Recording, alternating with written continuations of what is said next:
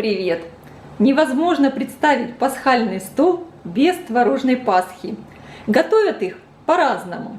У меня сегодня пасха заварная. Такая пасха дольше хранится. В нее можно добавлять много изюма, цукатов и орехов. Творожная пасха получается очень вкусной и ароматной. Как красиво получилось! Посмотрите, какая замечательная структура получилась у пасхи. Она плотная и вместе с тем мягкая, нежная. Так и хочется это попробовать. Для того, чтобы приготовить творожную пасху, мне понадобится, конечно, творог. У меня творог домашний, я его делала сама. Как сделать домашний творог, вы можете посмотреть у меня на канале, я оставлю ссылку под видео. Здесь у меня килограмм творога. Понадобится также сметана. Здесь 250 грамм сметаны. Сметану я также делала сама. Вы можете посмотреть рецепт сметаны у меня на канале. Ссылочку я также оставлю под видео. Понадобится 200 грамм сахара. Сахар корректируйте по вкусу. Творог может быть более кислый или менее, поэтому смотрите сами, сколько понадобится сахара. 150 грамм мягкого сливочного масла комнатной температуры. 4 яйца. Ароматизировать творожную пасху сегодня я буду цедрой лимона и цедрой апельсина. Здесь у меня 1 чайная ложка цедры лимона и примерно 1,5 чайные ложки цедры апельсина. Один небольшой нюанс скажу. Когда вы используете апельсины и лимоны, перед тем, как снимать с них цедру, я рекомендую ошпарить их кипятком. Просто положите их в какую-то мисочку и залейте кипятком буквально на минутку. Так как, чтобы увеличить срок годности и чтобы фрукты и цитрусовые не портились, их специально покрывают таким составом. Поэтому лучше всего сделайте такую процедуру и будете уверены, что цедра у вас хорошая и чистая. Также я буду добавлять ваниль, экстракт ванили, примерно 1 чайную ложку. Можно заменить ванильным сахаром, либо ванилином. Только ванилин берите на кончике ножа, чтобы пасха потом не горчила. И сегодня я буду использовать такие добавки. Здесь у меня миндальные орешки. Я их уже предварительно обжарила. Здесь лепестки миндальных орешков 70 грамм. Также у меня здесь промытый изюм. Изюм я не замачиваю специально, так как пасха достаточно влажная. И изюм натянется этой влагой и будет очень вкусный. Его не надо предварительно замачивать. Здесь у меня 100 грамм изюма, только промытого. И также у меня здесь такой смешанный состав. 50 грамм клюквы сушеной и 50 грамм сушеной черники. Я их тоже только промыла. Я покажу ближе. Посмотрите, вот у меня здесь черника и клюква. Вот я покупаю в таких пакетах, очень вкусные. И, конечно, для того, чтобы приготовить творожную пасху, обязательно нужна форма. Обычно у нас продаются специальные пасочницы, такие деревянные. Вы можете их, конечно, везде приобрести. Но так как я живу во Вьетнаме, такой пасочницы здесь не продается. И поэтому я придумала вот такую использовать корзинку. Она у меня вот такая вот с дырочками вся. Я буду использовать именно такую корзинку. Я ее использую уже не первый год, поэтому она очень для меня подходит. И, конечно, понадобится марля, сложенная в 2 слоя. И, конечно, вы можете, так же как и я, использовать какую-нибудь другую форму для пасхи. Кстати, это даже может быть цветочный горшок новый, в котором есть обязательно дырочки в дне, чтобы стекала лишняя влага. И сначала я перетру через сито творог. Мне надо, чтобы его структура была очень нежная, пушистая. Тогда пасха получится очень вкусной. Перетираю через сито весь творог. Конечно, как и обычные куличи, творожную пасту надо готовить обязательно в хорошем настроении, со светлыми мыслями. И тогда она получится очень вкусной. Посмотрите, какой нежный получился творог, когда я его протерла через сито. Прямо такая воздушная масса. Теперь сюда я добавляю домашнюю сметану. Добавляю сахар. Добавляю мягкое сливочное масло. Видите, оно у меня мягкое, комнатной температуры.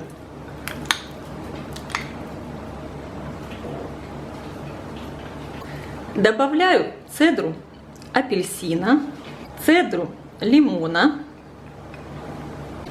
Добавляю примерно пол чайной ложки соли, экстракт ванили. На всю эту массу, у меня здесь килограмм творога, я добавлю все-таки 2 чайные ложки экстракта ванили, а вы смотрите по своему вкусу.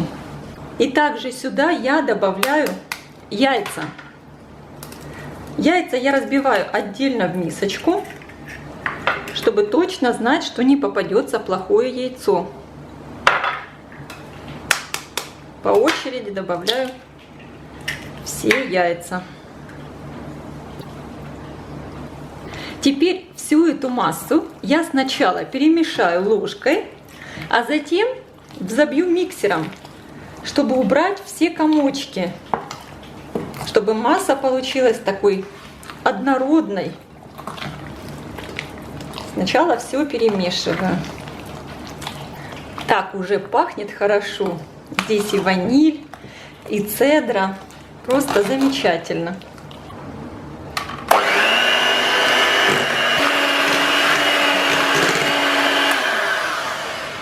Вот так у меня хорошо все соединилось, перемешалось.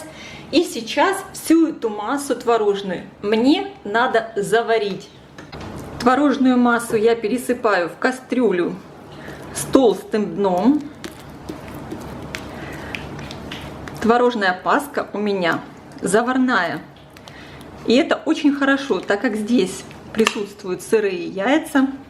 И как раз все заварится. Варить массу надо на очень маленьком огне и при постоянном помешивании. Все время помешиваем и ждем, пока масса начнет закипать. Как только появятся первые пузыри, сразу же массу выключаем. По мере нагревания творожная масса станет более жидкой. Так и должно быть. Посмотрите, масса у меня стала более жидкой. Это нормально. Главное, не пропустите момент, когда масса уже начинает закипать. Как только появляются первые пузыри, я массу выключаю. У меня уже она заварилась.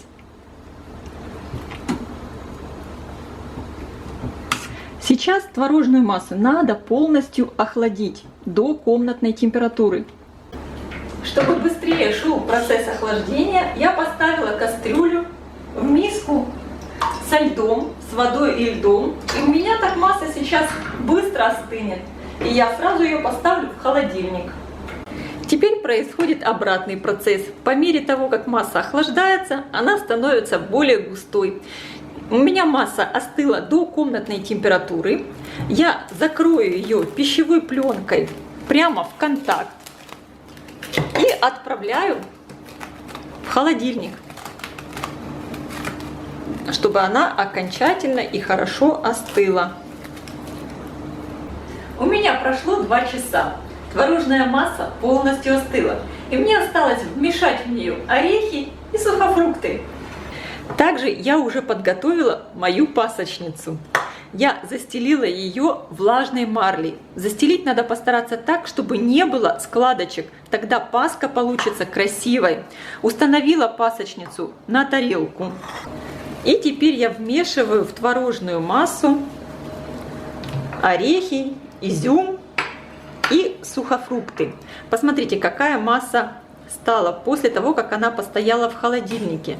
Она загустела, она очень ароматная, очень хорошо пахнет цедрой лимона, апельсина, ванилью. Я добавила сюда обжаренные миндальные орешки. Конечно, можно добавлять любые орешки, какие вам нравятся, по вашему выбору. Перемешиваю, добавляю обсушенный изюм. Я обсушила его на бумажных полотенцах. И, как говорила, я его не замачивала, а только промыла. Перемешиваю. И добавляю клюкву и чернику. Я их тоже только обсушила. Перемешиваю. И теперь всю эту массу я перекладываю в мою пасочницу. Аккуратно перекладываю.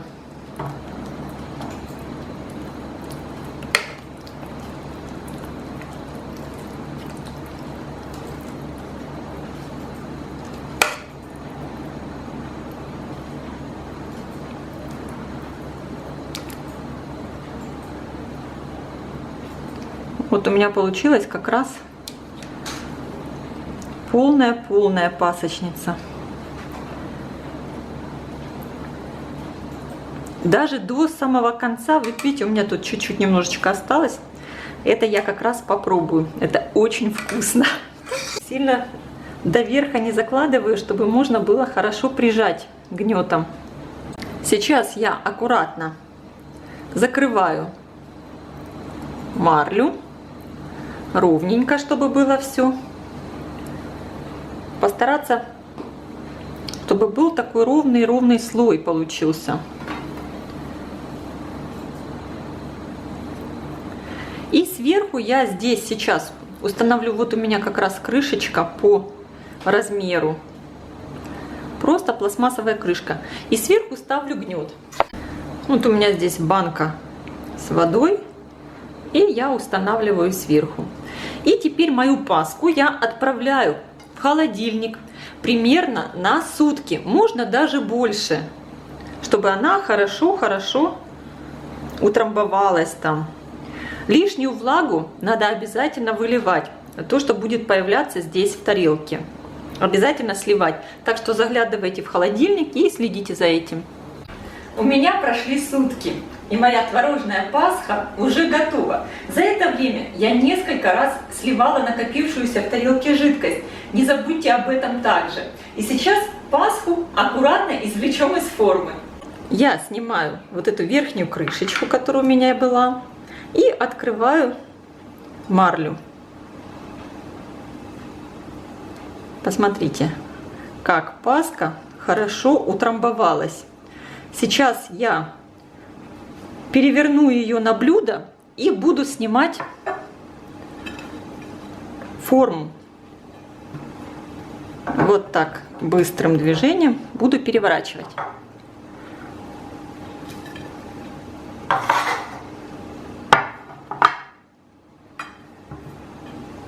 И снимаю форму.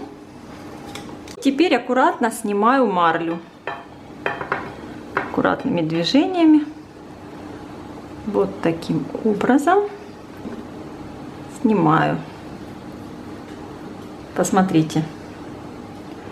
Убираем лишнее. По-моему, получилось замечательно. Сейчас Пасху надо красиво украсить. Украшайте Пасху по своему вкусу. Я буду использовать вот такую цветную посыпку. И также изюм у меня здесь, черника, клюква. Можно использовать все, что угодно. Пасха получилась просто замечательно. Она такая плотненькая, очень хорошая. Я сейчас разрежу Пасху. Лучше ее резать горячим и мокрым ножом, как и муссовые торты. Аккуратно прорезаю.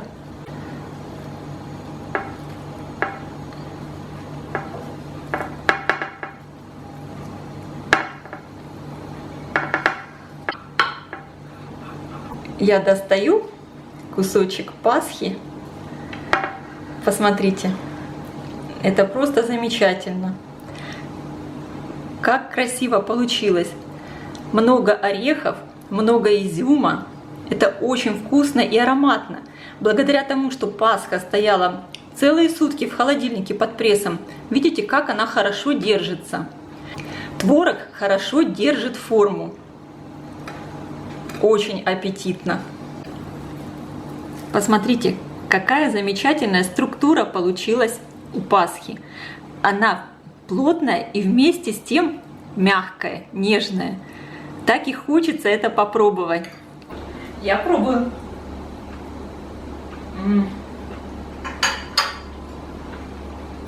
Пасха получилась очень вкусно. И благодаря во многом тому, что мы использовали домашний творог. Она получилась очень ароматная. Здесь чувствуется и цедра лимона, и цедра апельсина, ваниль, очень много изюма, черники, клюквы, орехов. Замечательная Пасха. Приготовьте по такому рецепту, попробуйте. Я уверена, она всем понравится. Я желаю всем светлого праздника, приятного аппетита. Ставьте лайки, подписывайтесь на канал Люда и Зикук Позитивная кухня, оставляйте ваши комментарии и, конечно, делитесь этим новым видео с вашими друзьями. Всем пока!